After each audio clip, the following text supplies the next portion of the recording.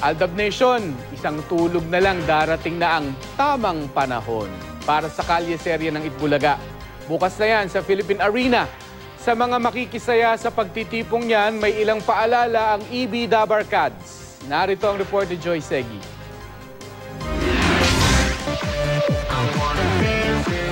Ipinasilip ng kahapon ni na pambansang Bay Alden Richards at aling maliit Riza May Dizon, aka Yaya Loves, ang pagdarausan ng Itbulaga sa tamang panahon event bukas, ang pinakamalaking indoor arena sa buong mundo. Sabi ni Alden, in-inspection niya ang venue para matiyak na walang long table, plywood o anumang magiging MH o malaking hadlang sa paglalapit nila ni Maine Mendoza, aka Yaya Dab. 6 a.m. pa lang bukas ng lugar kaya pwede nang pumasok ang mga manunood. May ilang activities gaya ng kalye-serye marathon at ilang surprise performances. Mismo kami, sinisikreto ng staff eh.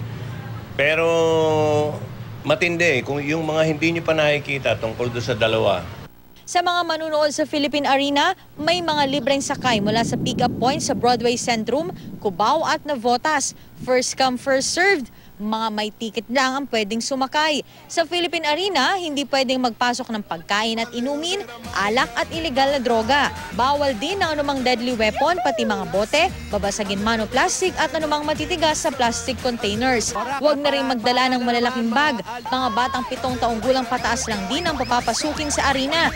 Ang mga buntis, kailangan pumirma ng waiver para makapasok sa loob. Naghahanda na rin ang pamunuan ng North Luzon Expressway. Magde-deploy daw ng 160 traffic personnel ang NLEX kasamang MMDA at PNP Highway Patrol Group.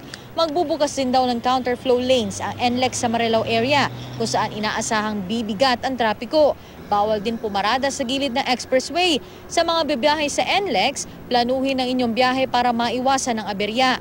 Sa mga hindi naman makakanood sa Philippine Arena o ang Team Bahay, may sorpresa daw sa inyo si Lola ni Dora na dapat abangan bukas. At kung nasa abroad, pwede pa rin makitamang panahon. May bank account na binuksan para sa mga gustong tumulong. Lahat ng pondo makakalap sa pagtitipon ay mapupunta sa pagpapagawa ng mga library sa iba't ibang bahagi ng bansa.